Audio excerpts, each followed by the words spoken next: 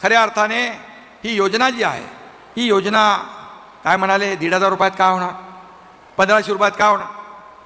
अरे सोन्याचा चमचा घेऊन जन्माला आलेले लोक पैशाच्या राशीत लोळणाऱ्यांना 1,500 रुपयाचं काय मोल समजणार? हे 1,500चं मोल माझ्या सर्वसामान्य भगिनींना बहिणींना कळतंय. आपल्याला मी एवढंच सांगतो की ही योजना, या योजनेचे पैसे मगाशी अनेक लोकांनी हात वर केले होते. काही लोकांच्या, काही महिलांच्या, माझ्या बहिणींचे हात खाली होते.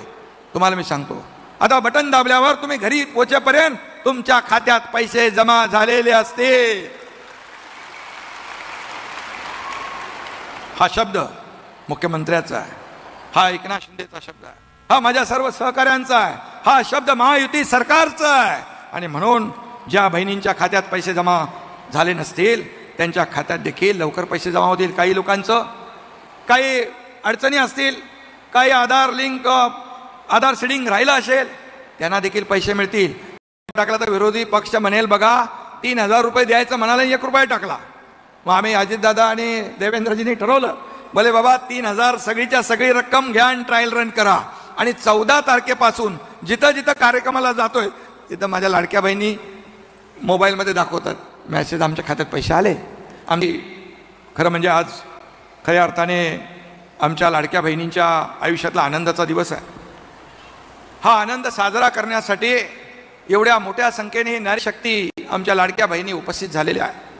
मी आपल्या सगळ्यांचं मनापासून स्वागत करतो, आपल्याला मनापासून धन्यवाद देतो. आणि खऱ्या अर्थाने आपल्याला मी वंदन देखील करतो, कारण आपण एवढ्या मोठ्या संख्येने उपस्थित झालात. आणि ज्या भावना आपल्या चेहऱ्यावर मी येताना पाहिलं, मग अशी अनेक माझ्या बहिणींच्या डोळ्यामध्ये आनंदाचे अश्रूही पाहिले. एक सरकारच्या प्रती किंबहुना आपल्या भावांच्या प्रती एक आदर पाहिला. आणि खऱ्या अर्थाने दुसरं आम्हाला काय पाहिजे? दुसरं काही नको. तुमच्या जीवनामध्ये चांगले सुखाचे समाधानाचे दिवस यावेत एवढीच आमची प्रामाणिक इच्छा आहे.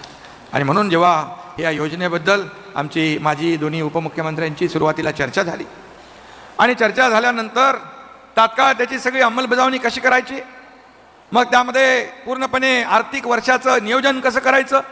शेवटी तुम्ही जशी प्रपंच चालवताना कसरत करता तसं सरकार चालवताना देखील आम्हाला कसरत करावी लागते. कारण आता पुण्यातले आपण बघताय रस्त्यांची कामं, मेट्रोची कामं, तशी महाराष्ट्रामध्ये मोठ्या प्रमाणावर पायाभूत सुविधाची कामं सुरू आहेत. जो खर्च आहे तो आपल्याला करावाच लागतो, भागवावाच लागतो.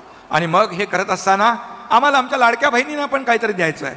आणि म्हणूनच या लाडक्या बहिणींसाठी आम्ही योजना सुरू करण्याचा निर्णय घेतला. आमच्या सगळ्या मंत्रिमंडळाने त्याला एक साथ दिली. आणि मग विरोधी पक्ष जेव्हा जाहीर झाल्यानंतर आणि ही जाहीर घोषणा झाल्यानंतर विरोधक म्हणाले लाडक्या बहिणी आल्या, लाडक्या भावांचं काय? तर कधीतरी त्या लाडक्या भावांच्याबद्दल त्यांच्या मनात प्रेम होतं का? कधीच नव्हतं. नाही तर सोडूनच गेले नसते. सहकारी पण गेले, लाडके भाऊ पण गेले, सगळे गेले. पण आम्ही ठरवलं लाडक्या भावाला पण आम्ही आणलं, त्याला देखील योजना दिली, मुख्यमंत्री युवा प्रशिक्षण योजना. आणि शेतकऱ्यांना शेती पंप वीज बिल माफ केलं, हा देखील आम्ही निर्णय घेतला. त्याचबरोबर मुख्यमंत्री अन्नपूर्णा योजना, आज आपल्याला माहीत आहे काटकसर करून आपला प्रपंच आपण चालवतो. आणि मग गॅस सिलेंडरचा महत्त्वाचा विषय असतो. आम्ही ठरवलं एवढा करतोय तर आणखी थोडं करूया, वर्षाला 3 मोफत गॅस सिलेंडर देण्याचाही निर्णय आम्ही केला. तोही देखील आपल्या महिलांसाठी उपयोगी पडेल. कारण शेवटी आपण बघा सगळे सणासुदीला एकत्र येतो, परिवार एकत्र येतो, गणपतीला, दिवाळीला, दसऱ्याला, आणि परंपरा आपली आहे. आणि मी आज एक भावना व्यक्त करीन की आपण सगळे भावंड आहोत आणि आजच्या या कार्यक्रमानिमित्त आपण एकत्र आलेलो आहेत. प्रत्येकाला भाऊ बहीण असतात. मलाही माझी एक सखी बहीण आहे, परंतु या लाडक्या बहिणीच्या रूपाने मला लाखो तुमच्यासारख्या बहिणी मिळाल्या, लाखो व्हायचा मला आनंद आहे. आणि म्हणून तुम्हा बहिणींची जी काही माया, आशीर्वाद जे आहेत हे प्रेरणा देणारे आहेत आणि खऱ्या अर्थाने ऊर्जा देणारे आहेत. आपल्याला माहीत आहे आम्ही काय सर्वसामान्य कार्यकर्त्यातून संघर्ष करून इथपर्यंत आलेलो आहोत. आणि या शक्तीच्या जोरावरच आजवर मी किंवा आमचे दोन्ही उपमुख्यमंत्री काय, बाकी लोक काय, अनेकांना पुरून उरलो आहे. नुसता पुरून उरलो नाही तर सावत्र कपटी भावांवर मात करून इथपर्यंत आलोय. त्यामुळे सावत्र भावांची काळजी तुम्ही करू नका. फक्त त्यांना लक्षात ठेवा, योग्य वेळी मात्र त्यांना योग्य जागा दाखवा. कारण मगाशी देवेंद्रजी म्हणाले, मगाशी अजितदादा पण म्हणाले, सावत्र भाऊ खोटे नाटे आरोप करतायत आणि ही योजना कशी बारगळेल, ही योजना कशी फसवी आहे, हे कसं चुनावी जुमला आहे. मग कोणी म्हणतं ही काय भीक देता का, ही काय लाच देता का, काय विकत घेता का, काही बोलायला लागले.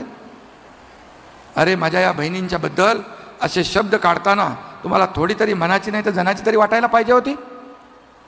आणि म्हणून या योजनेमध्ये खऱ्या अर्थाने ही योजना जी आहे, ही योजना काय म्हणाले 1,500 रुपयात काय होणार, 1500 रुपयात काय होणार. अरे सोन्याचा चमचा घेऊन जन्माला आलेले लोक पैशाच्या राशीत लोळणाऱ्यांना 1,500 रुपयाचं काय मोल समजणार. हे 1,500चं मोल माझ्या सर्वसामान्य भगिनींना बहिणींना कळतंय. अनेक बहिणींनी आपल्या भावना व्यक्त केल्या. अनेक बहिणी म्हणाल्या आम्हाला एक आधार मिळालाय. काही बहिणींना, काही आपल्या विधवा बहिणी होत्या, त्यांनी त्यांचं दुखणं जे आहे मांडताना चेहऱ्यावर त्यांचा आनंद पाहायला मिळाला. हे 1,500 रुपये आम्हाला लाख मोलाचे आहेत म्हणाले. आम्ही छोटा मोठा उद्योग करतो, देवपूजेचं सामान विकतो, कोण म्हणतो बांगड्यांचा व्यवसाय करतो, कोण म्हणाली माझी बहीण साड्या आम्ही विकतो. आम्हाला हे 2-3 महिन्याचे पैसे एकत्र करून आम्ही भांडवल वाढवू शकतो आणि भाग भांडवल वाढवून आमचा व्यवसाय वाढवू शकतो. कोणी म्हणाला आम्ही मुलासाठी काहीतरी खरेदी करू, आमच्या पतिराजासाठी खरेदी करू, सासू सासऱ्यासाठी खरेदी करू. आता माहेरला जाताना देखील जेव्हा आपल्याला काही जाताना पैसे मागण्याची वेळ येते तेव्हा माझ्या बहिणीचा पाय अडखळतो. हे देखील आपण अनुभवलंय. पण आता आपल्याला अडखळावं लागणार नाही, कुणासमोर हात पसरावे लागणार नाही. तुमच्या खात्यात तुमच्या हक्काचे पैसे जमा होणार, तुमच्या अधिकाराचे पैसे जमा होणार. आणि मी एवढंच सांगतो की आम्ही टीका आमच्यावर दररोज करतायत, शिव्या शाप रोज देत आहेत. सरकारच्या विरोधामध्ये जेव्हापासून सरकार स्थापन झालं तेव्हापासून सरकारच्या विरोधामध्ये आरोप प्रत्यारोप हे सरकार पडणार, आज पडणार, उद्या पडणार, परवा पडणार. परंतु माझ्या या बहिणींच्या आणि सरकार अधिक मजबूत होत गेलं. देव पाण्यात बुडवून ठेवणाऱ्यांच्या त्यांचं जे काय व्हायचं ते झालं. पण शेवटी मी एकच सांगतो की बाकी सगळं आम्ही सहन करू, परंतु आमच्यावरची टीका आम्ही सहन करू, पण माझ्या बहिणींच्या हिताच्या आड कोणी आला तर मग गाठ माझ्याशी आहे आणि माझ्या या ते व्यासपीठावर बसलेल्या भावांशी आहे, हे लक्षात ठेवा. आणि म्हणून या बहिणींचे भाऊ सगळे समर्थ आहेत हे आताच सांगून ठेवतो. अजितदादांनी तर मगाशी सांगितलं त्यांच्या भाषेमध्ये. आणि म्हणून बाकी कशाचा पण नाद करा, पण या विषयात नाद करायचा नाही, हे मी मुख्यमंत्री म्हणून आपल्याला सांगून ठेवतो विरोधकांना. आणि म्हणून मी एवढंच सांगतो, सत्ता कुणासाठी आहे? सत्ता निवडणुका ते येतात, सत्ता येते जाते, निवडणुका येतात जातात. सत्तेचा उपयोग कशासाठी? स्वतःची तिजोरी भरण्यासाठी नाही, स्वतःचा स्वार्थ जपण्यासाठी नाही, तर या राज्यातल्या सर्वसामान्य बहीण भाऊ वरिष्ठ ज्येष्ठ सगळ्यांच्या हे देणारं सरकार आहे. हे घेणारं सरकार नाही, हे देणारं आहे. आणि आम्ही देत राहणार. ही लेना बँक नाही, देना बँक आहे, मगाची देवेंद्रजी देखील म्हणाले. आणि म्हणून आपल्याला मी एवढंच सांगतो की ही योजना, या योजनेचे पैसे मगाशी अनेक लोकांनी हातवर केले होते. काही लोकांच्या, काही माझ्या बहिणींचे हात खाली होते. तुम्हाला मी सांगतो, आता बटन दाबल्यावर तुम्ही घरी पोहोचेपर्यंत तुमच्या खात्यात पैसे जमा झालेले असते. हा शब्द मुख्यमंत्र्याचा आहे, हा एकनाथ शिंदेचा शब्द आहे, हा माझ्या सर्व सहकाऱ्यांचा आहे, हा शब्द महायुती सरकारचा आहे. आणि म्हणून ज्या बहिणींच्या खात्यात पैसे जमा झाले नसतील त्यांच्या खात्यात देखील लवकर पैसे जमा होतील. काही लोकांचं काही अडचणी असतील, काही आधार सीडिंग राहिला असेल, त्यांना देखील पैसे मिळतील. 1,000 रुपयांचा माहेरचा आहेर तुम्हाला मिळणार आहे, हा विश्वास या ठिकाणी आपल्याला देऊ इच्छितो.